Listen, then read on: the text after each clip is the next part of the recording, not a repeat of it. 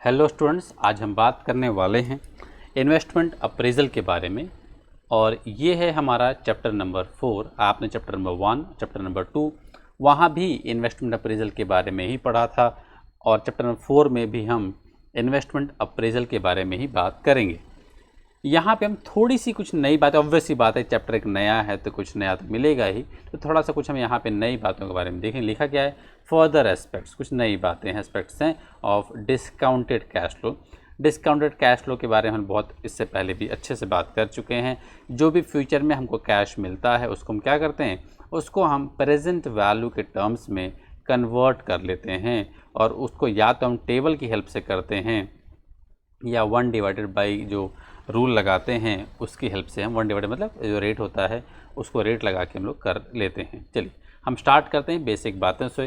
The impact of inflation on interest rate. अब आती है बात, आपको याद होगा मैंने चैप्टर नंबर 1 के स्टार्टिंग में या चैप्टर नंबर 2 के स्टार्टिंग में ही आपको ये बातें बताई थी कि जो महंगाई होती है उसको कौन कंट्रोल कर सकता है। तो जो महंगाई होती है उसको इंटरेस्ट रेट कंट्रोल कर सकता है। मैंने ये कहा था, एक पूरी कहानी थी, आप प्लीज़ सीक्वेंस वाइज आएंगे तभी आपको बात समझ में आएगी। अगर आप बीच में यहाँ वीडियो देखेंगे तो आपको कुछ समझ नहीं आने वाला। तो अगर मैंने ये बात, एक स्टोरी सुनाई थी कि अगर एक बिल्डर है ना, और एक बैंक है, एक व्यक्ति है, उसको फ्लैट लेना है और वो बैंक पैसे जमा करेगा, वो सब पूरी एक लंबी कहानी सुनाई थी। मैंने ये बातें बताई थी कि अगर इंटरेस्ट रेट जितना कम हो जाएगा उतनी कम क्या होगी, उतनी कम महंगाई मार्केट में होगी। तो इन्फ्लेशन जो है, इन्फ्लेशन किस पर डिपेंड करता है, इन्फ्लेशन डिपेंड करता है कि महंगाई कितनी, इंटरेस्ट रेट कितना ज़्यादा है बैंक का। और अगर इंटरेस्ट रेट बहुत कम हो जाएगा, ज़ीरो के आसपास हो जाएगा, तो वहाँ उस देश में, उस इकोनॉमी में महंगाई भी अपने आप कम हो जाएगी। तो एक what I want to convey over here is that there is a direct relation between the interest rate and the inflation. आप ये समझ के चलिए बस कि इंटरेस्ट रेट ज़्यादा रहेगा तो इन्फ्लेशन भी ज़्यादा रहेगा। जिसने पुराना लेक्चर नहीं देखें, बस इतना भी कर रट लें आप कि भैया इंटरेस्ट रेट ज़्यादा रहेगा तो इन्फ्लेशन ज़्यादा रहेगा, इंटरेस्ट रेट कम रहेगा तो इन्फ्लेशन भी क्या रहेगा, कम हो जाएगा। There is a direct relation between these two aspects. The inflation is general. Inflation क्या है, इन्फ्लेशन कुछ नहीं है, inflation is general increase in price leading to general decline in the real value of money. वही सोचिए, आपकी जेब में 100 रुपये हैं, और अगर आपको पता है कि 100 रुपये के आप 5 किलो आलू खरीद सकते हैं, 5 किलो पोटैटोज़ आप खरीद सकते हैं, और अगर महंगाई बढ़ गई और जो 20 रुपये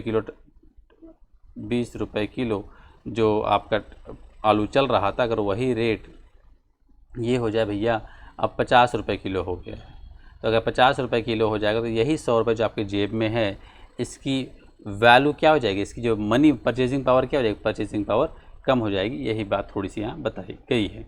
अब हम बहुत बेसिक बातों को नहीं डिस्कस करेंगे, बेसिक बातें मैंने पहले ही डिस्कस कर दिया है। जैसा मैं आपको याद होगा, मैंने स्टार्टिंग में कहा था कि स्टार्टिंग के चैप्टर से थोड़ा सा मैं टाइम ज़्यादा लूँगा, लेकिन आगे वाले चैप्टर्स में आपका बहुत जल्दी चीज़ें हो जाएंगी, बिकॉज बेसिक बातें मैं कवर कर चुका हूँ स्टार्टिंग के चैप्टर्स में। इन टाइम्स ऑफ इन्फ्लेशन, जब महंगाई होती है, the fund providers will require return made up of 2 elements. जब महंगाई अगर मार्केट में चल रही, जैसा कि आपको पता है महंगाई तो चलती ही है, तो ये कोई नई बात नहीं है। जब महंगाई चलती है तो क्या होता है, अगर आपने कहीं पैसे लगाए, बहुत ध्यान से लॉजिकल सुनना बातों को।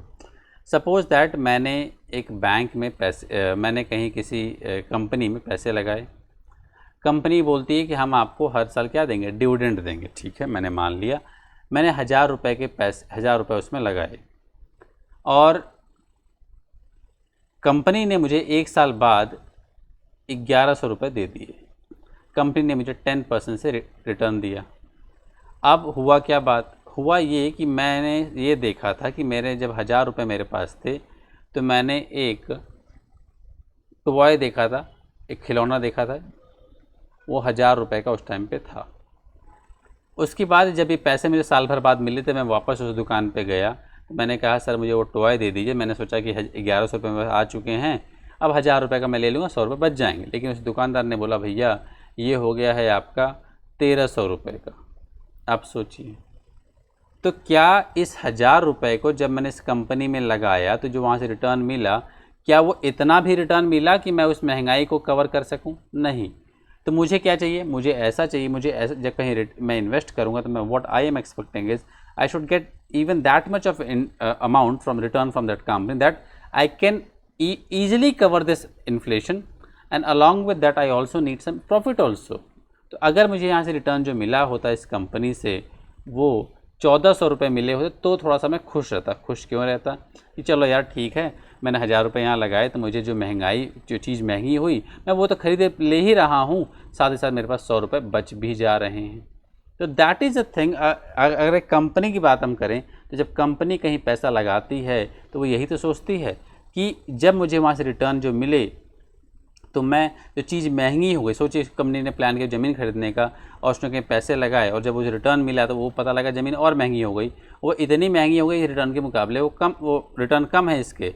तो मेरे कहना तो यहाँ पे ये हुआ कि कंपनी रिटर्न के साथ साथ क्या क्या चाहती है कि वो जितनी महंगाई बढ़ी है वो भी रिकवर कर ले, प्लस उसके ऊपर क्या मिल जाए, प्रॉफिट। मतलब कंपनी जब कहीं इन्वेस्ट करेगी तो वो एक्सपेक्ट करेगी जो इन्फ्लेशन में जो इन्फ्लेशन बढ़ा है वो कवर हो जाए, साथ ही साथ उसको कुछ एक्स्ट्रा में प्रॉफिट भी वो कमा ले। ठीक है, ये बात आई थिंक आप लोगों को समझ में आ गई होगी। तो ये जो मैंने बातें बताई कि भैया जब हम रिटर्न कमाते हैं तो अभी आप खुद सोचिए, मैं एक और सिंपल एग्जांपल ले लेता हूँ, आपको और क्लियर हो जाएगा। सोचिए अगर आपकी सैलरी इस टाइम पे 10,000 रुपये है, अगले साल आपकी सैलरी बढ़ करके हो गई 12,000 रुपये और आपने ये देखा कि जो सैलरी आपकी बढ़ी है वो 20% से सैलरी बढ़ गई है और आप मार्केट में जब जाते हैं और देखते हैं अरे हर चीज़ का सामान 20% से महंगा हो गया एक साल बाद, तो आप क्या बोलते हैं, क्या आपकी सैलरी बढ़ी? रियल इफ़ेक्ट में देखा जाए तो आपकी सैलरी यहाँ पे नहीं बढ़ी है, वो सेम है। अगर आपकी सैलरी यहाँ पे 13,000 हो जाती तो आप खुश होते, चलो यार महंगाई तो 20% से ही बढ़ी है, मुझे 1000 रुपये का तो फ़ायदा हुआ ही है। तो बस मैं यही यहाँ पे कहना चाह रहा हूँ कि एक बंदा या कोई कंपनी कोई भी आदमी जब इन्वेस्ट करता है तो वो along with the inflation he wants a real amount of profit also, उसको एक रियल अमाउंट का प्रॉफिट भी एक्सपेक्ट वो करता है।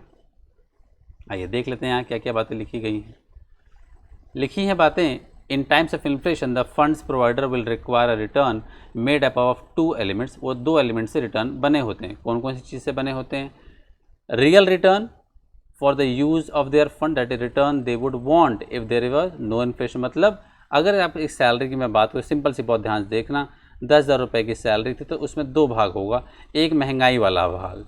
तो भैया मुझे तो कम से कम 1000 रुपये की ग्रोथ चाहिए थी, तो मेरे को भैया 13,000 रुपये मिले थे, वो रियल रिटर्न। और in additional return to compensate for inflation, inflation के लिए मुझे कितना रुपये मिल गया था?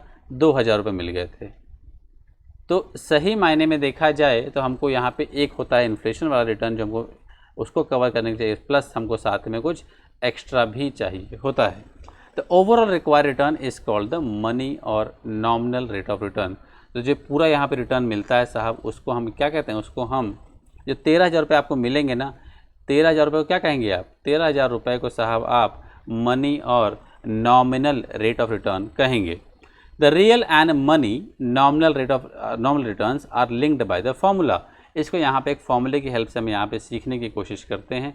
बड़ा ही आसान सा फॉर्मूला है, कोई मुश्किल फॉर्मूला नहीं है। बस हल्का सा ध्यान दीजिएगा, जिसको अगर थक गया हो 5-10 मिनट में ही तो भैया प्लीज़ ब्रेक ले लें और फिर इसको सुनना स्टार्ट करें। The real and money nominal return are linked by the formula 1+i is equal to 1+r into 1+h। I क्या है? यहाँ पे बात की गई है मनी, मतलब मैंने क्या कहा, 13,000 रुपये क्या हो जाएगा आपका? ये हो जाएगा। 1+r क्या है भैया आपका? ये आपका रियल में जो आप 1000 रुपये चाह रहे थे वो हो गया। h क्या? इन्फ्लेशन है, मतलब आप 2,000 रुपये आप इन्फ्लेशन के लिए चाह रहे थे, ये वो हो गया। तो मैंने यहाँ पे आपको रुपीज़ के या डॉलर्स के टर्म्स में बताया। और now we have to learn this with the rates कि भैया रियल हमको ग्रोथ कितनी चाहिए थी? वो भैया हमको ग्रोथ चाहिए थी 10% की, प्लस महंगाई कितनी है? 20% की। तो वही तो हो रहा है। आर क्या था? Real return. हमको 10% का रियल रिटर्न चाहिए था, 20% का महंगाई के लिए चाहिए था, तो कुल मिला के कितना रिटर्न चाहिए था? 30% चाहिए था। तो 1+r हो जाएगा आपका 130, मतलब 13,000 रुपये। ठीक है, तो एक मैंने बात कह दी। तो फॉर्मूला क्या हो गया? 1+i, नॉमिनल वैल्यू क्या होती है? 1+i is be equal to real return, जो हमको रियल में प्रॉफिट चाहिए, plus 1+h that is the inflation वाला प्रॉफिट। ठीक है, इन्फ्लेशन से मीट करने के लिए जो हमको रिटर्न चाहिए, दैट इज़ 1+h। आई अब यहाँ पे एक इलस्ट्रेशन दिया, बहुत सिंपल सा इलस्ट्रेशन है, बहुत मुश्किल सा इलस्ट्रेशन बिल्कुल भी नहीं है। An investor is prepare to invest $100 for 1 year, वो 1 साल के लिए इन्वेस्ट करना चाह रहा है and requires a real return of कितना 10%। अब देखो रियल रिटर्न कितना चाहिए उसको 10% चाहिए, तो 1 और क्या हो गया, in addition the compensation is required for loss of purchasing power. Purchasing power कब कम होती है, जब महंगाई बढ़ती है, resulting from inflation which is currently running at 5%। तो what is the money rate of return, उसको रियल में रिटर्न कितना चाहिए, 1 + I equal to 1 + R into 1 + H। क्या लगाएंगे, 1 + I will be equal to 1 + R कितना हो जाएगा, रेट कितना है यहाँ पे 1 + R कितना था, रियल रिटर्न कितना 10% था, तो 0.10 0.10 फिर 1 + 0.5 है ना 0.05, तो इन दोनों का आपस में मल्टीप्लाई कर दीजिए। इन दोनों का आपस में जब मल्टीप्लाई करेंगे साहब तो आपको मिल जाएगा 1 + I will be equal to 1.155। अब I यहीं रहने दीजिए और 1.155 - 1 कर दीजिए, I will be equal to 0.155, 100 से डिवाइड कर देंगे तो भाई इसको मिल जाएगा 15.5%। और देख लीजिए यही यहाँ पे किताब में आंसर भी दिया हुआ है, तो जैसा भी इन्होंने निकाला हो मैंने आपको सिंपल करके दिखा दिया है, ऐसे ही आप इसको सॉल्व एग्ज़ाम में करके आइएगा। TYU 1 की बात कर लेते हैं। $1000 से invested in an account that page 10% interest per year, inflation is currently 7% per year. अब क्या पूछ रहा है क्वेश्चन आपसे पूछ रहा है फाइंड द रियल रिटर्न पूछ रहा है, 1 + R पूछ रहा है, और यहाँ पे आपको साहब I यहाँ पे दिया हुआ है कितना 10% है, लिखा है ना account at page 10% interest per year, हमको 10% चाहिए घुमा फिरा के, तो 1 + I will be equal to 1 + R into 1 + H, है ना, तो हमको R चाहिए, तो 1 + R, इसको यहीं रहने देता हूँ मैं, ठीक है, 1 + I अपॉन 1 + H, ये हो सकता है। 1 + I क्या है साहब, 1 + I है आपका 0.10, H क्या है आपका 7%, 1 + 0.07, तो कुल मिला के क्या मिल जाएगा 1.10 1.07, दोनों को डिवाइड कर देंगे तो ये आपको मिल जाएगा 0.028, इसको 100 से डिवाइड कर देंगे तो ये आपको मिल जाएगा 2.8%। That is the answer, that is the real return आपको जो चाहिए। अब हम बात करते हैं TYU 2 के बारे में। TYU 2 कहता है the real rate of return, R पहले से दिया हुआ है गुरुजी, यहाँ पे R कितना दिया हुआ है 8% दिया हुआ है, H कितना दिया हुआ है 5% दिया हुआ है, तो बहुत ही मुश्किल सा क्वेश्चन तो बिल्कुल भी नहीं है।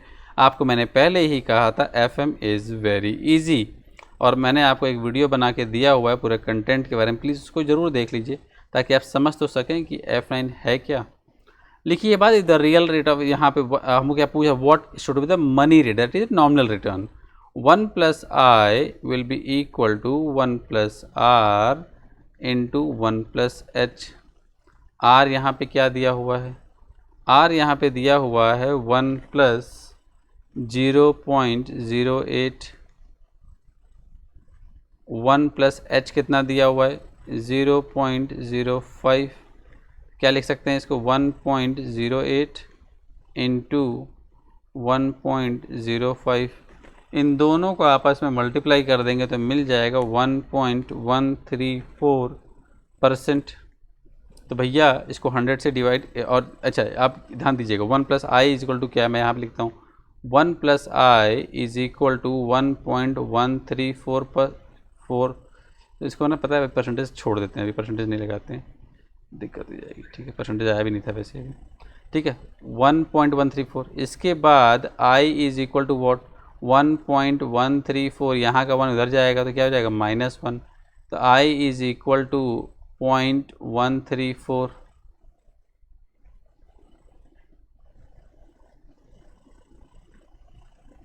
इसके बाद क्या करिए आप इसको आप 100 से डिवाइड करेंगे तो कितना मिल जाएगा, I equal to 13.4%। I hope आप लोगों को बातें समझ में आ गई होंगी।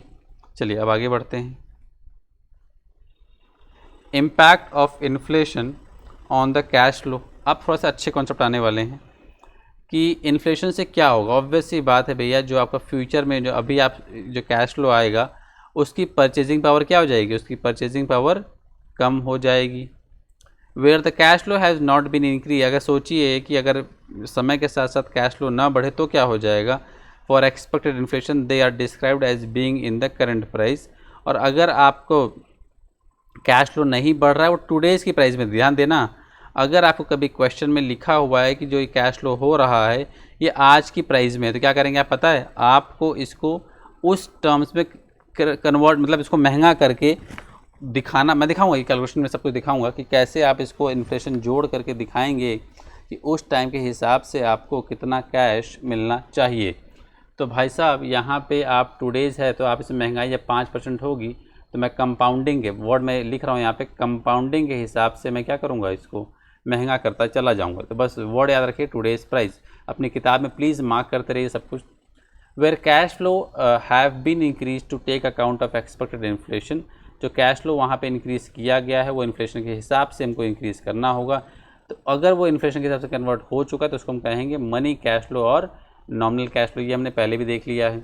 Remember if they do take inflation, अगर वो इन्फ्लेशन को शामिल करते हैं अपने क्वेश्चन में, अपने हिसाब कैलकुलेशन में, they represent expected money flow of money, hence the terms money cash flow.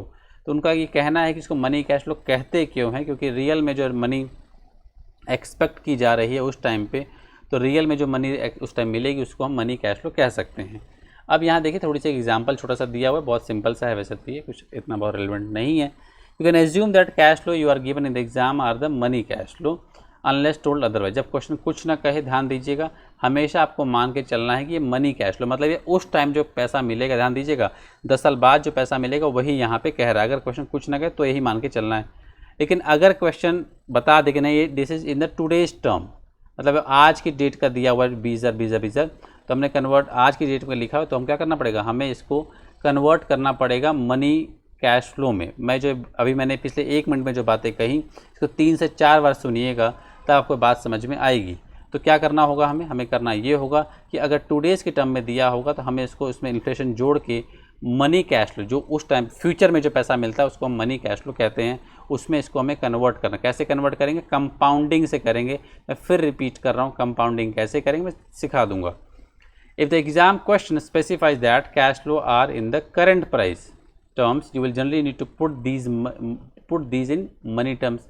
अगर क्वेश्चन कह रहा है कि ये जो पैसे मिले हैं ये आज की टर्म मतलब टुडेज़ के प्राइस के हिसाब से मिले हैं, तो आपको इसको मनी टर्म में कन्वर्ट करना पड़ेगा। कैसे करेंगे सिखाऊंगा। Before you can discount them, discount करने से पहले आपको मनी टर्म में कन्वर्ट करना होगा। Although see other methods of dealing with the inflation below, make sure you read the question carefully। आपको क्वेश्चन को बहुत ध्यान से पढ़ना पड़ेगा, तभी आप ये सब वर्ड्स को मैच कर पाएंगे कि टुडेज़ की टर्म में दिया हुआ है या मनी के टर्म, मनी फ्लो के टर्म में दिया हुआ है। For example if the question, make sure you read the question carefully, sometimes you will be given the question cash flow in year 1 terms with subsequent inflation. Year 1 terms में दिया होगा, inflation के terms में दिया तो कहानी अलग बनेगी। कैसे बनेगी देख लीजिए। For example if the question tells you that sales for the next 3 years are 100, अगले 3 साल तक का जो सेल्स होने वाला है वो, और ध्यान दीजिएगा $100 से करंट टर्म, आज की टर्म में कितना है 100 है, but are expected to inflate by 10%। तो अगर आज का 100 है तो 1 साल बाद क्या हो जाएगा 110, 2 साल बाद कितना टोटल मिला कैश फ्लो कितना मिलेगा 121। कैसे जोड़ रहे ध्यान दीजिएगा, 100 में हम प्लस 10% कर रहे हैं तो ये मिल रहा है 110। 110 में 10% जोड़, मैं क्या कर रहा हूँ कंपाउंडिंग, जो जुड़ा हुआ आएगा उस पर फिर हम 10% लगाएंगे तो ये हो जाएगा 120। फिर इसमें हम 10% जोड़ेंगे तो ये मिलेगा 133, सॉरी 121 प्लस 10% करेंगे तो आपको मिल जाएगा 133.10। अब ज़रा इसको लॉजिक समझते हैं कि आखिर हम कंपाउंडिंग से महंगाई क्यों बढ़ाते हैं। हम कंपाउंडिंग से महंगाई इसलिए बढ़ाते हैं क्योंकि खुद ही सोचिए कि अगर कोई गन्ने का जूस आप मार्केट में पीते हैं वो 10 रुपये गिलास था, तो अगर आज वो 15 रुपये का हो गया है तो अब कितना हो गया, वो 50% से बढ़ गया। अब महंगाई जब बढ़ेगी और अगर वो गिलास मान लेते हैं 30 रुपये का हो गया, तो अब आप महंगाई इस पे जोड़ते हैं 15 रुपये पे जोड़ेंगे या आज आप 10 रुपये भी जोड़ेंगे, क्या अगर मैं कहता हूँ कि महंगाई 100% से बढ़ गई, 100% से महंगाई बढ़ गई है, मतलब एग्जिस्टिंग वाले से 100% से बढ़ी है या पुराने वाले से बढ़ी है? तो ऑब्वियस ही बात है अभी जो लेटेस्ट था उसी से बढ़ी है। फिर मैं कहता हूँ कि अभी महंगाई जो है वो 10% फिर बढ़ गई है, तो अब 10% ऑफ दिस वन और दिस वन लेटेस्ट वन, तो 30 रुपये की बात हम करेंगे, 30 रुपये का 10% 33 रुपीज़ हो गया। तो मेरे का मतलब ये हुआ कि महंगाई पे महंगाई बढ़ती है, ना कि ओरिजिनल प्राइस से बढ़ती है। ओरिजिनल प्राइस क्या है? ये तो गन्ने का जूस 10 रुपये थोड़ा रहा होगा, इससे पहले कभी 5 रुपये का रहा होगा, फिर 10, फिर 2 रुपये का भी कभी रहा होगा। तो मेरे कहने मतलब यहाँ पे ये हुआ कि भाई साहब महंगाई कंपाउंडिंग तरीके से बढ़ती है। इसका एक और एग्जाम्पल आप अभी ले लीजिए ताकि आप लोग को बातें क्लियर हो जाएं, और मल्टीपल टाइम्स इस वीडियो को देखिएगा ताकि आपको ये चीज़ें जो मैं कह रहा हूँ याद हो जाए। आप जब बैंक में पैसे जमा करते हैं तो फॉर्मूला क्या लगता है? एक फॉर्मूला आप लोगों ने पढ़ा होगा सिंपल इंटरेस्ट का, P into R into T upon 100 पढ़ा होगा। एक आपने पढ़ा होगा कंपाउंड इंटरेस्ट का फॉर्मूला, क्या पढ़ा था आप लोगों ने? कंपाउंड इंटरेस्ट का फॉर्मूला पढ़ा होगा P 1 plus R upon 100 raised power n minus 1, ये पढ़ा होगा। तो हम लोग यहाँ पे जो बैंक में इस्तेमाल होता है वो ये इस्तेमाल होता है, और इसी फॉर्मूले को हम भी इस्तेमाल करेंगे, और कुछ नया फॉर्मूला नहीं ला रहे हैं हम लोग। 1 plus R upon 100 raised power n, और आपको याद होगा ये फॉर्मूला हम लोग कितनी बार सीख चुके हैं, ठीक है, पुरानी वीडियोज़ में हम सब डिस्कस कर चुके हैं। चलिए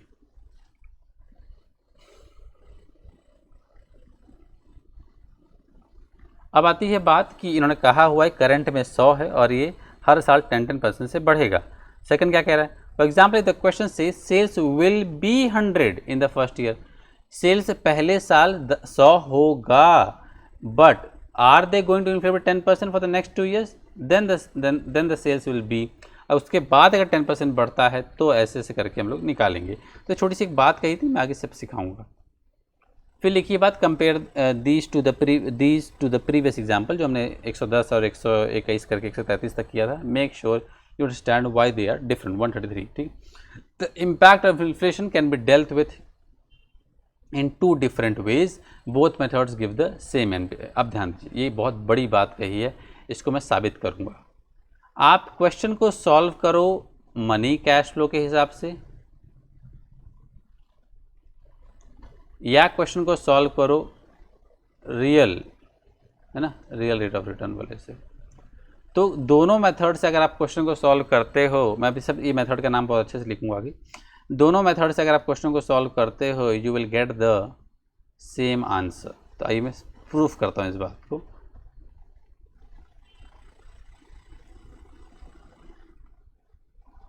आइए टीयर 3 की बात करते हैं। स्टॉर्म कंपनी, प्लीज़ अपनी पेन कॉपी निकाल लीजिए अपने हाथ में, थोड़ा सा बहुत कुछ नोट करना होगा, ठीक है, तो प्लीज़ अब थोड़ा सा फोकस रहिए। Storm company is evaluating project X which requires an initial investment of $50,000। Expected net cash flow are, आपको जो कैश फ्लो मिलने वाला है $20,000 पर year for the 4 years at today's price. ये जो 20,000 रुपये दिया हुआ है क्या मनी कैश फ्लो है? नहीं, क्योंकि क्या लिखा है, टूडेज प्राइस में दिया है। आपको याद होगा स्टार्टिंग में मैंने एक बात कही थी, टूडेज प्राइस करेंट प्राइस, अगर ऐसा दिया होगा तो हम क्या करेंगे, उसको हम उसको कंपाउंड करेंगे, मतलब उसको फ्यूचर की रेट्स में निकालेंगे। क्या लिखा है, where the cash flow has been increase to where cash flow have been increase to take account of expected inflation, जहाँ इन्फ्लेशन उसमें ऑलरेडी शामिल होगा उसको हम क्या कहते हैं, मनी कैश फ्लो कहते हैं। Where the cash flow has not been increase to for expected inflation, जहाँ पे इन्फ्लेशन उसमें शामिल नहीं है उसको हम क्या कहते हैं, उसको हम described as being the current price और टूडेज प्राइस।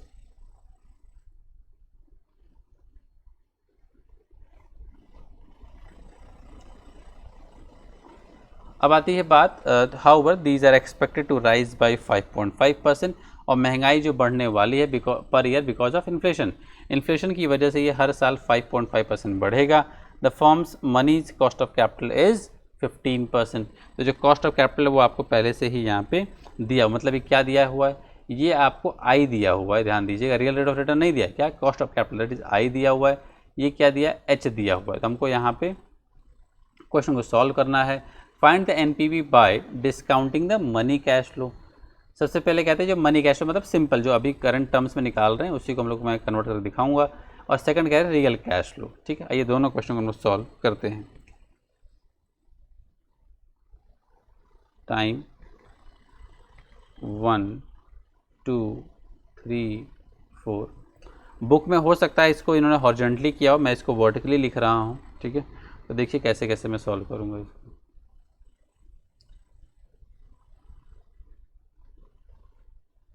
आप लोग बस कहानी समझ लीजिए, लिखना होगा तो आप लोग जैसा बुक में लिखा है वैसा लिख लीजिएगा, या जैसे मैं लिख रहा हूँ वैसे लिख दीजिएगा। आपको जो कैश फ्लो मिल रहा है वो तो 20-20 हज़ार रुपये मिल रहे हैं। ऊपर क्या लिखा है, टुडेज़ प्राइस के हिसाब से मिल रहा है ना, 20-20 हज़ार रुपये आपको मिल रहे हैं। मैंने क्या कहा था, इसको कन्वर्ट करना होगा उस टाइम, 1 साल बाद जो पैसा मिलेगा वो क्या होगा, वो तो कुछ और ही होगा, है ना। वो अगर कुछ और होगा तो हम क्या करेंगे, इसमें महंगाई जोड़ दीजिए। महंगाई कैसे जोड़ेंगे, इसको मल्टीप्लाई कर दीजिए या प्लस कर दीजिए, +5%। जो भी अमाउंट आएगा उसको आगे जोड़ेंगे। तो मैं एक फॉर्मूला दे देता हूँ आपको, फॉर्मूला ऐसे लिख लीजिए आप लोग, बहुत सिंपल से, कुछ फॉर्मूला है नहीं वैसे ये, 1 प्लस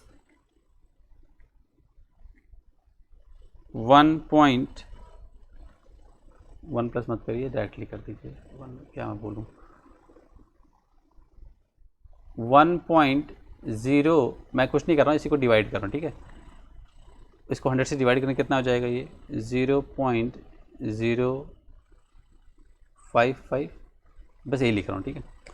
और इसमें क्या जोड़ रहा हूँ, 1 जोड़ रहा हूँ। कैसे जोड़ रहा हूँ देख लीजिए, 1 + r की पावर n, ये तो फॉर्मूला लिखा है। p में क्या मल्टीप्लाई करते हैं, 1 + r की पावर n। तो p तो है ही, p हमारा क्या है, 20,000।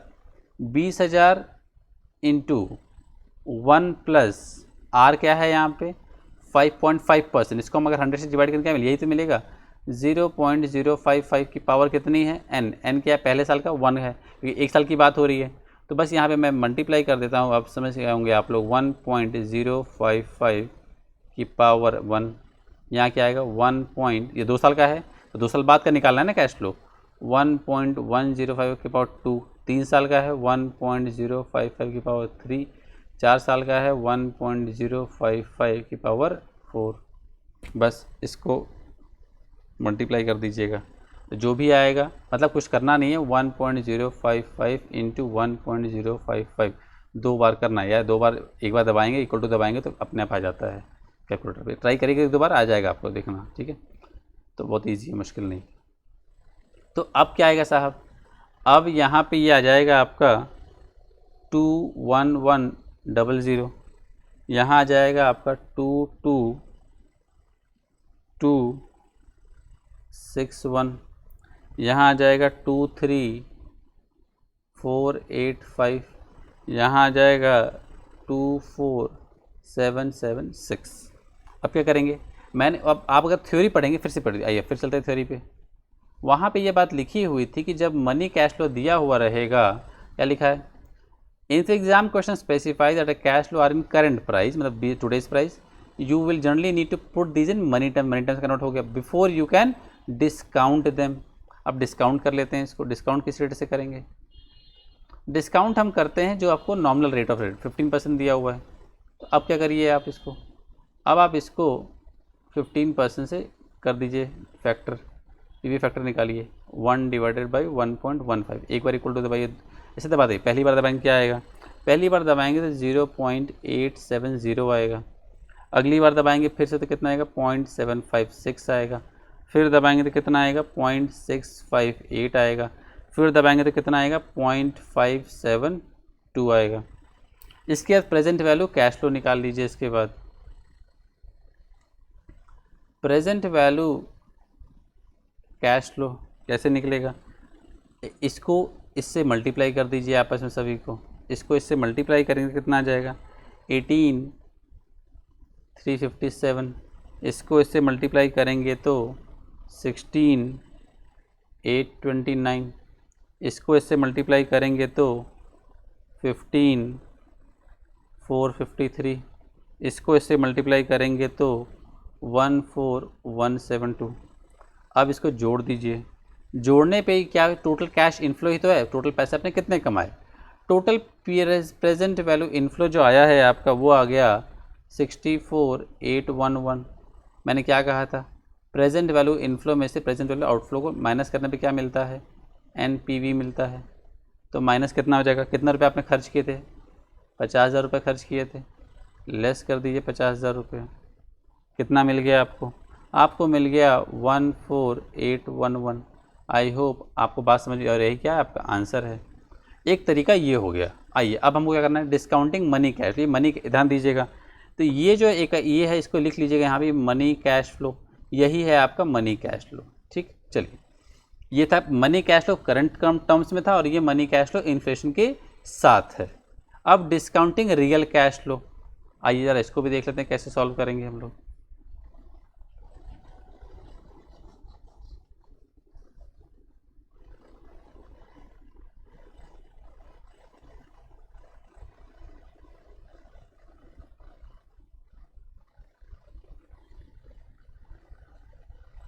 अब डिस्काउंटिंग कैश फ्लो, यहाँ पे आपको फॉर्मूला लगाना पड़ेगा, 1 + I is equal to 1 + R into 1 + H। ये फॉर्मूला आपको यहाँ पे हेल्प करेगा। आइए देख लेते हैं कैसे हेल्प करेगा।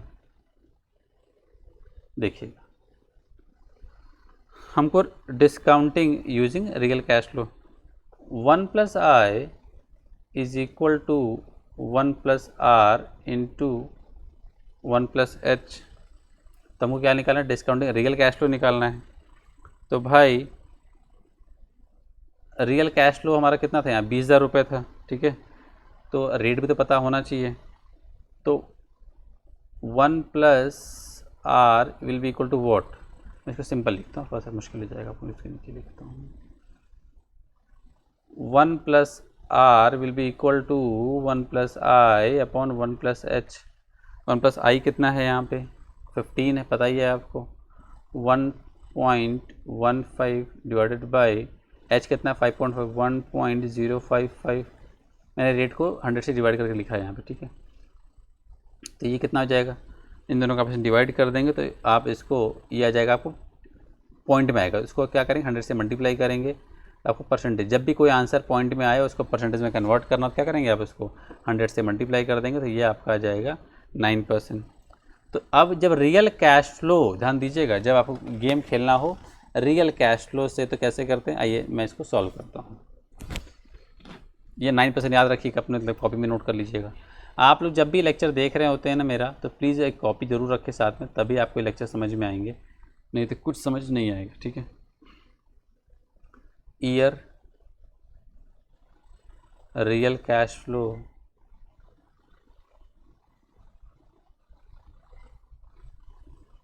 इसके बाद डिस्काउंट रेट,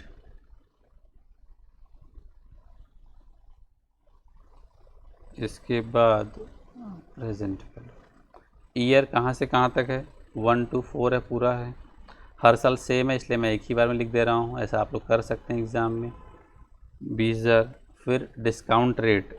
अब ध्यान दीजिएगा, डिस्काउंट रेट साहब जीटी निकाल लीजिए, 1 आर निकाल चुके थे, 1 डिवाइडेड बाई 1.09, इसको 4 बार कर दीजिए, 1 2 3 4, उसका क्या करेंगे, जीटी निकाल दीजिए, तो कितना आ जाएगा, ये आ जाएगा आपका 3.240। 20,000 को मल्टीप्लाई कर दिए 3.240 से, ये आपका आ जाता है 64,800। तो प्रेजेंट वैल्यू इनफ्लो कितना आ गया आपका, 64,800 माइनस प्रेजेंट वैल्यू आउटफ्लो 50,000 रुपये। तो दोनों का डिफरेंस कितना आ गया, ये आ गया आपका 14,800। और आपको याद होगा इससे पहले जो मैंने अभी सॉल्व किया था ये वाला, उसमें आपका आंसर आया था 14811। तो आप ये कह सकते हैं दोनों का जो आंसर है वो क्या है, वो सेम है। 11 रुपये का डिफरेंस मैंने पहले ही कहा है, देयर इज़ नो, इसको डिफरेंस नहीं माना जाता है, चलता है। ये डिफरेंस क्यों आया है, क्योंकि हम लोग यहाँ पे जब राउंडिंग ऑफ करते हैं ना, पॉइंट लेते हैं, उसकी वजह से difference is due to rounding off. तो मैं यहाँ पे कहना ये चाह रहा हूँ, दोनों से जो करेंगे तो आपका आंसर क्या आएगा, कंसिस्टेंट आएगा, मतलब सेम आएगा। अब ये देखिए, यही बात ऊपर भी लिखी हुई थी कि भाई रियल कैश फ्लो हो चाहे मनी मेथड हो, कोई भी मेथड से करें आपका आंसर क्या आएगा, सेम आएगा साहब। ठीक है, TYU 4 की बात कर लेते हैं। यहाँ पे बहुत ही सिंपल सा क्वेश्चन है। A project has the following cash flow before allowing for inflation, they are stated at their T0 values. ये हमारा आउटफ्लो इतना हुआ है, इनफ्लो आपका इतना इतना यहाँ पे दिया हुआ है। मनी डिस्काउंट रेट यहाँ पे दिया हुआ है और general rate of inflation H दिया हुआ है, यहाँ पे 5% यहाँ पे दिया हुआ है। Calculate the real cash flow, real discount rates, दोनों आपको निकालना है, दोनों के हिसाब से निकालना है, और मनी कैश फ्लो के हिसाब से और मनी डिस्काउंट रेट के हिसाब से आपको यहाँ पे क्वेश्चन को सॉल्व करना है। तो जैसा मैं करा चुका हूँ वैसे ही आप इसको कर सकते हैं। अब यहाँ पे बात की गई स्पेसिफिक एंड जनरल इन्फ्लेशन के बारे में। स्पेसिफिक जनरल इन्फ्लेशन क्या होता है? अगर अभी आप खुद सोचिए कि मैं ये अभी आपसे काफ़ी बार ये कह चुका हूँ कि जो महंगाई बढ़ रही है वो 10% से बढ़ रही है, तो क्या हर चीज़ की महंगाई 10% से बढ़ती है? The answer is no. कुछ चीज़ें 25% से बढ़ रही हैं, कुछ चीज़ें 3% से बढ़ रही हैं, कुछ चीज़ें 8% से। हर चीज़ का रेट एक जैसा नहीं बढ़ रहा है। लेबर कॉस्ट मैं कहता हूँ 20% से बढ़ गया है, तो भैया पेट्रोल के प्राइस 50% से बढ़ गए हैं, हाउसिंग के प्राइस 100% से बढ़ गया है। सबके अलग अलग रेट से चीज़ें बढ़ती हैं। तो हमको यहाँ पे जब हम अभी क्वेश्चन सॉल्व करेंगे तो मैं आपको दिखाऊंगा कैसे हम अलग अलग स्पेसिफिक रेट्स का भी इस्तेमाल अपने क्वेश्चन को सॉल्व करने में करेंगे। ये बात हम लोग अभी डिस्कस करने वाले हैं। The TYU gives above had all cash flows inflating at the general rate of inflation। तो यहाँ पे TYU में आपको सभी कैश फ्लो जितने भी हैं सब दिया रहेगा। इन प्रैक्टिस अभी तक हमने जितने भी TYU किए थे उसमें हमको जनरल रेट दिया हुआ था। इन प्रैक्टिस अगर असली में देखा जाए, inflation does not affect all cash flows to the same extent, है ना। जितना भी आपको इनकम आने वाली है सभी को वो सेम तरीके से प्रभावित नहीं करता, इम्पैक्ट नहीं डालता है। In some investment appraisal questions, investment का इवैल्यूएशन वाला क्वेश्चन है ना, you may be given information on more than one inflation rate. हो सकता है आपको वहाँ पे क्वेश्चन में एक से ज़्यादा रेट दिया हुआ रहे। In these situations you will have information on both specific inflation rate, बस यही वर्ड याद रखिएगा कि वहाँ पे स्पेसिफिक इन्फ्लेशन आपको दिया रहेगा एंड जनरल इन्फ्लेशन रेट आपको दिया रहेगा। तो रेट्स दो प्रकार के होते हैं, एक होता है जो नॉर्मल सभी पे लग जाता है, एक होता है जो खास प्रोडक्ट्स पे लगता है। Specific inflation rates impact all the individual अलग अलग इंडिविजुअल कैश फ्लो आइटम पे, each cash flow is affected by the specific rate. General rate of inflation impacts the investors overall required rate of return, इस सभी required rate of return पे प्रभावित करेगा जितना भी आपको कैश फ्लो आ रहा होगा। Investors in the project need compensation for the lost purchasing power, और इन्वेस्टर्स बोलते हैं भैया देखो जितना महंगाई बढ़ी है उसके हिसाब से भैया आप जो हमें रिटर्न देने वाले हैं अभी वो थोड़ा सा बढ़ा के दीजिएगा ताकि हम महंगाई की मार को अपने ऊपर क्या कर सकें, कम कर सकें। Which relates to their ability to buy a basket of all goods rather than any specific one, वो सभी प्रोडक्ट जनरल की बात करते हैं। अब यहाँ पे अगर आप पढ़ोगे तो नॉर्मली ये बातें लिखी, in this situation you are given a number of specific rates दिया रहेगा। The real method outline above can not be used, जो हमने इससे पहले पढ़ा वो इस्तेमाल नहीं कर सकते। This is because cash flow would first have to be inflated at their specific, हमको क्या करना पड़ेगा, जितना भी कैश फ्लो आया है उसको हमें महंगाई के हिसाब से इन्फ्लेट करना होगा to get the money cash flow, and then उसको क्या करना डिफ्लेट करेंगे यूजिंग द जनरल इन्फ्लेशन। तो ये सब छोड़ दीजिएगा, हम मुद्दे पे आते हैं, आपको तब ज़्यादा बेटर समझ में आएगा। ये थियरी जो बातें हैं ये थियरी आपको तब समझ में आएंगी जब मैं एक नीचे का कोई जो क्वेश्चन अभी है आपको वो सिखा दूँगा, ठीक है। ये देखिएगा, इसके बाद हम पीछे चलेंगे और थियरी पढ़ लेंगे। A company is considering a cost saving project, एक कंपनी जो है भाई वो एक सोच रही है कि हम लोग एक ऐसा प्रोजेक्ट इस्तेमाल करें जिससे हमारी क्या हो सके, कुछ कॉस्ट की सेविंग हो सके। ऑब्वियसली बात है जब मशीन लाओगे तभी आपकी कुछ कॉस्ट की सेविंग होगी। अब बात ये आती है भैया कि जब मशीन लाओगे उसमें क्या होगा, उसमें कुछ पैसे आपके खर्च होंगे। This involves purchasing machine costing $7,000 which will result in annual saving. उसकी ध्यान देना, जब मशीन आप 7,000 रुपये की ख़रीदते हो तो उससे आपको हर साल कितने का रियल टर्म से वेज कितना बच रहा है, आपका 1,000 रुपये का आपका वेज बच रहा है और मटेरियल कॉस्ट आपका $400 से बच रहा है। The following forecast are made of the rate of inflation, यहाँ पे रेट ऑफ इन्फ्लेशन दिया गया है each year for next 5 year.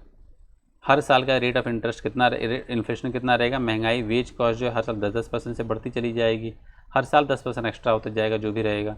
Material cost आपका हर साल 5% से बढ़ेगा और जो नॉर्मल है हर चीज़ें हैं वो 6% से बढ़ेंगी। तो यहाँ आप ये देख रहे हैं कि यहाँ पे स्पेसिफिक रेट्स दिए गए हैं मटेरियल कॉस्ट का, वेज कॉस्ट का और कुछ जनरल का भी दिया हुआ है, जनरल नॉर्मली क्या रहेगा। फिर कॉस्ट ऑफ कैपिटल जो दिया गया है रियल टर्म्स में वो कितना दिया गया, वो 8.5% आपको यहाँ पे दिया गया है साहब।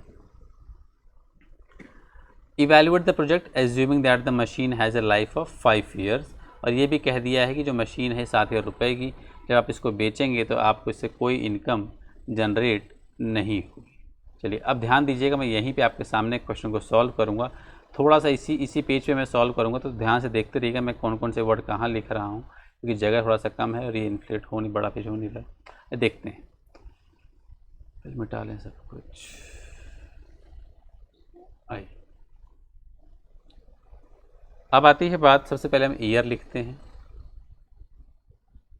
कितने साल की बात हो रही है यहाँ पे, यहाँ बात हो रही है 5 साल के बारे में। 1 2 3 4 5। आप ध्यान दीजिएगा, अब एक बड़ी बात सुन लीजिए, पैसा ये जो वेज कॉस्ट है ये बचेगा आपका, मतलब मेरे कहने का ये हुआ कि अगर आप मशीन लाओगे तो ये पैसा बचेगा, ये खर्च नहीं होंगे, वेज कॉस्ट कम खर्च होंगे। तो याद रखिएगा, रट लीजिएगा, पैसा बचना, पैसा जो बच रहा है, पैसा बचना विल बी इक्वल टू पैसा कमाना। तो पैसे अगर आपने बचा भी ली, that will be also called as the cash inflow, क्योंकि ये पैसे खर्च नहीं हुए तो पैसे बच ही तो गए, तो एक तरीके से हम क्या मानेंगे इसको, कैश इनफ्लो हुआ है, ऐसा पैसा आपने कमाया है ये साल। तो आप खुद ही सोचिए कि अगर आपके पास 100 रुपये तनख्वाह है और 1000 रुपये तनख्वाह है, मान लो 1000 रुपये तनख्वाह, और अगर आपको रेंट 200 रुपये भरना है, और अगर आपकी रेंट कम होकर के 180 रुपये हो गई, तो क्या हो जाएगा, आप यही तो कहोगे ना कि मेरी अब सेविंग बढ़ गई। सेविंग बढ़ गई मतलब कैश आपके पास ज़्यादा आ गया है, इनफ्लो बढ़ रहा है अब, क्योंकि आपका आउटफ्लो क्या हो गया, कम हो गया है। तो बस यही याद रखिए, इसी कॉन्सेप्ट को मैं लेके अभी आगे यहाँ पे बढ़ूँगा। किताब में थोड़ा सा इस क्वेश्चन को इन्होंने बहुत अजीब तरीके से कर दिया है, आप उसको समझ जाएंगे जब मैं यहाँ पे ये सॉल्व कर दूँगा तब। तो हर साल आपका जो कैश बच रहा है वो 1000 रुपये से बच रहा है, लेकिन कैश जो वेज कॉस्ट है वो 10% से महंगा भी हो रहा है। तो एक साल बाद आपकी वेज कॉस्ट कितनी हो जाएगी, एक साल बाद आपकी वेज कॉस्ट 1000 प्लस 10% कितना हो जाएगा, 1100 हो जाएगा। उसमें 10% और जोड़ दीजिए, तो 10% 1100 में अगर आप 10% जोड़ देंगे तो कितना हो जाएगा, ये हो जाएगा आपका 1210। फिर 3 साल बाद ऑब्वियसली बात है, 10% जोड़ा था आपने 1210, पहले आपने जोड़ा ये आया, इसमें 10% जोड़ देंगे तो क्या आ जाएगा, इसमें जोड़ देंगे तो आपका आ जाएगा 1331। इसके बाद आप उसमें भी 10% जोड़ दीजिए, 1331 में 10% जोड़ेंगे तो कितना हो जाएगा, ये उस टाइम वेज हो जाएगी आपकी 146। तो सोचिए पहले साल आप 100 ही 1000 बचा रहे थे, अब आप 1100 बचाए, अगले साल उसके बाद आपने इतने बचाए, ऐसे फिर 1464 प्लस 10% कर दीजिए तो ये आपको मिल जाएगा 1610। इसके बाद आपका एक और कैश फ्लो हो रहा है मटेरियल कॉस्ट का, उसमें सेविंग कितनी हो रही है, 400 रुपये की सेविंग हो रही है। तो भैया आपकी सेविंग यहाँ भी हो गई 400 रुपये की, तो ये आपका एक कैश इनफ्लो है, एक आपका एक और कैश इनफ्लो है। उसमें 400 रुपये पहले था, उसमें 5% जोड़िए इस पर, तो ये हो जाएगा 420। इसके बाद उसमें 10% जोड़ दीजिए तो ये हो जाएगा आपका 441। उसमें 10% जोड़ देंगे तो ये हो जाएगा 463। उसमें 10% जोड़ देंगे तो ये हो जाएगा 486, और इसमें फिर 10% जोड़ देंगे साहब तो ये हो जाएगा 510।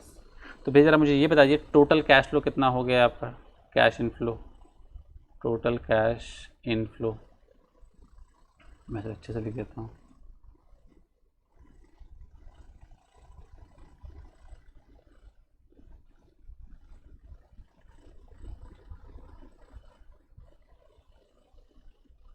तो यहाँ टोटल कैश इनफ्लो कितना हो गया, 1100 प्लस 420, 1520।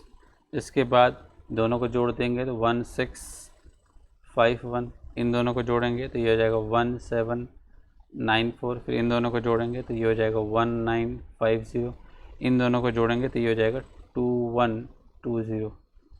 इसके बाद क्या करेंगे हम, इसको साहब क्या करेंगे, इसको हम प्रेजेंट वैल्यू फैक्टर से डिस्काउंटिंग करेंगे, जैसा मैंने पहले किया था, आपको याद होगा, यही हमने पहले भी क्वेश्चन में किया कि जो भी अगर प्रेजेंट टर्म्स में दिया हुआ होता है, जो भी आपको कैश इन्फ्लो आ रहा है, जो ये देखो क्या लिखा था, inflate in each year next 5 है। तो ये प्रेजेंट टर्म्स में दिया था, इसको हमने कन्वर्ट किया महंगाई के हिसाब से, फिर हम डिस्काउंट करेंगे। नॉर्मल जैसा क्वेश्चन करते हैं, रेट कितना लगेगा यहाँ पे, रेट कितना दिया है यहाँ पे 6% दिया हुआ है ना, ये तो महंगाई का दिया है सॉरी। तो ओहो इन्होंने हमको दिया नहीं है क्या, हमको इन्होंने रेट ऑफ इंटू दिया नहीं है, 1 प्लस महंगाई का दिया है कॉस्ट ऑफ कैपिटल 8.5% दिया हुआ है साहब, है ना। तो इन्होंने महंगाई हम कॉस्ट ऑफ कैपिटल तो हमने रियल टर्म्स में दिया 8.5%, 1 प्लस आई दिया है हमको यहाँ पे साहब, इन्होंने दिया नहीं, निकालना ही पड़ेगा। अब चलो निकाल ही लेते हैं, क्या करें, अब नहीं दिया है nominal rate. 1 plus I is equal to 1 plus R into 1 plus H. R कितना दिया है 8.5%, 1 प्लस 0.085 प्लस एच कितना दिया है जनरल का 6% दिया, उसी हिसाब से निकालेंगे। 1 प्लस 0.06, इसको आपस में जोड़ के मल्टीप्लाई करेंगे तो कितना आ जाएगा, ये आपका आ जाएगा 1.15। 1 plus I is equal to 1.1, I कितना आ जाएगा 15%, तो ये आपका आ गया 15% साहब। मैं फिर से कर ही दिखा देता हूँ, I is equal to 1.15 minus 1, I is equal to 0.15, इसको 100 से डिवाइड करेंगे तो ये हो जाएगा 15%, यही किया गया है, ठीक है। अब आगे देखते हैं साहब। तो 15% को 1 फैक्टर निकालना सीख लीजिए, 1 डिवाइडेड बाई 1.15 इक्वल टू पहली बार दबाएंगे तो कितना आ जाएगा, ये आ जाएगा 0.870, फिर दबाएंगे तो 0.756, ये टेबल से भी देख सकते हैं, ठीक है, जो टेबल दिया वहाँ भी दिख जाएगा 0.658, फिर 0.572, फिर 0.497। इसके बाद प्रेजेंट वैल्यू कैश फ्लो निकाल लेंगे। ज़रूर अपनी कॉपी में नोट ज़रूर करते रहें, क्योंकि ऐसे देखेंगे तो भूल भुला जाएंगे मैं क्या क्या कितने मिटा रहा हूँ, ठीक है। प्रेजेंट वैल्यू मैं इसलिए क्वेश्चन के सामने सामने करता था कि क्वेश्चन आपको सामने सामने दिखता रहे, ठीक है, और बड़ा बड़ा दिख भी जाए आपको, ठीक है। एग्ज़ाम में आपको एक्सेल पे लिखना है, मैं वो भी सिखा दूँगा। इसको आप मल्टीप्लाई कर दीजिए इससे, तो ये हो जाएगा 1322, इसको इससे मल्टीप्लाई करेंगे तो ये हो जाएगा 1248, इसको मल्टीप्लाई करेंगे तो ये हो जाएगा 1180, इसको मल्टीप्लाई करेंगे तो ये हो जाएगा 1115, इसको मल्टीप्लाई करेंगे तो ये हो जाएगा 1054। इन सबको जोड़ दीजिएगा तो आपको मिलेगा present value inflow. Present value inflow मिलेगा साहब आपको 5920, माइनस करेंगे प्रेजेंट वैल्यू आउटफ्लो कितना आ रहा है 7000। आपका आउटफ्लो ज़्यादा है, इनफ्लो कम है, आप नुकसान में जा रहे हैं। कितने नुकसान में जा रहे हैं देख लेते हैं। आप जा रहे हैं 1080 नुकसान में जा रहे हैं, तो एनपीवी क्या आया, एनपीवी आ गया आपका 1080 negative. Therefore project is not worthwhile, है ना, ये प्रोजेक्ट अच्छा नहीं है। आई होप आपको ये बात समझ में आ गई होगी। चलिए अब हम चलते हैं एक अगले क्वेश्चन की तरफ। थोड़ा सा बड़ा तो है लेकिन हम उसको कर ही लेते हैं, ठीक है। अच्छा थियोरेटिकल बातें, अब हम थियोरेटिकल बातों पे चलते हैं थोड़ा सा, पहले इसको कवर कर लेते हैं, फिर हम नेक्स्ट क्वेश्चन की तरफ चलेंगे, या फिर हम इसको अगले वीडियो में डाल देंगे, ठीक है। आप इसको हम लोग इसको थियोरेटिकल बातें देख लेते हैं, थोड़ी छूट गई थी हमारी। तो हमने यहाँ पे स्पेसिफिक रेट के बारे में बात कर ही लिया था, हमने और क्या देखना था यहाँ पे स्पेसिफिक रेट के बारे में बात। In this situation we are given a number of specific inflation rates दिया रहेगा। The real method outlined above can not be used, normal method में दिखा वो इस्तेमाल नहीं कर सकते। This is because the cash flow would first have to be inflated, वही किया ना हमने। तो जो भी कैश फ्लो आपके आ रहे थे, मैंने क्या किया, पैसा बचना विल बी इक्वल टू पैसा कमाना। तो जो आपने पैसे बचाए उसको आपने क्या किया, स्पेसिफिक इन्फ्लेशन रेट से उसको बढ़ाया to get the money cash flow, तभी तो मिला। टुडे के टर्म्स में क्या किया, फिर आपने उसको मनी कैश फ्लो में कन्वर्ट किया and then deflating using the general inflation rate to become the real cash flow. मतलब महंगाई के हिसाब से जो हमने 15% से किया था ना, वो क्या कर रहे थे, हम डिफ्लेट कर रहे थे प्रेजेंट वैल्यू निकालने के लिए। The following gives a useful summary, एक समरी यहाँ पे दी गई है। समरी कैसे की गई वो सब बातें नीचे बताइए। When to use the real method, कब आपको रियल मेथड इस्तेमाल करना है। If there is one rate of inflation in the question, अगर ऐसा है यस तब क्या करेंगे। If the cash flow are in real terms, अगर कैश फ्लो रियल टर्म्स में है तो रियल मेथड इस्तेमाल करेंगे। मैंने सिखाया था आपको, रियल वाले क्या करते हैं, महंगाई जोड़ के उसको हम आज वो रियल मनी टर्म्स में लाते हैं। मनी टर्म्स में है तो नॉर्मली मनी टर्म में थोड़ा पता ही है, नॉर्मल जो भी है दिया रहेगा उसको आप प्रेजेंट वैल्यू फैक्टर से डिस्काउंट करके कर देंगे। मनी नॉमिनल मेथड अगर एक रेट नहीं दिया तो क्या होगा, तो मनी 3% 4% जो भी रहेगा, inflate each cash to money terms और मनी मेथड लगा सकते हैं। स्पेसिफिक जनरल रेट की बात, if there is one rate of inflation the question both the real and money method will be the same answer. ये बात हमने देख लिया था ना, अगर वहाँ पे एक रेट ऑफ इन्फ्लेशन होगा तो चाहे आप रियल मेथड लगाएं चाहे आप मनी मेथड लगाएं, आप लोग को सेम आंसर मिलेगा। However it is easier to adjust one discount rate rather than all cash flow over number of years। Easy तो यही होता है ना कि एक डिस्काउंट रेट रहे तो ज़्यादा बेटर रहता है। This is particularly true where the cash flow are annuities, the real method is the only possible method where they are perpetuities. अगर अनंत काल तक पैसा मिलने वाला है साहब तो रियल मेथड ही वहाँ पे बेटर। परपैचुटी मतलब जो बहुत साल, एन्यूटी मतलब यहाँ पे कुछ लिमिटेड ईयर्स तक। Although it is theoretically possible to use the real method in questions incorporating tax. अब टैक्स के बारे में बात की, टैक्स का थोड़ा सा कैलकुलेशन हम करेंगे अगले क्वेश्चन में, वहाँ पे हम बात करेंगे कैसे हम टैक्स जब पे करते हैं तो उससे क्या होता है, खर्चे हमारे बढ़ते हैं, और खर्चे बढ़ते हैं तो हमारा एक सेविंग ही होती एक तरीके से होती है, सिखाऊँ कैसे सेविंग करते हैं।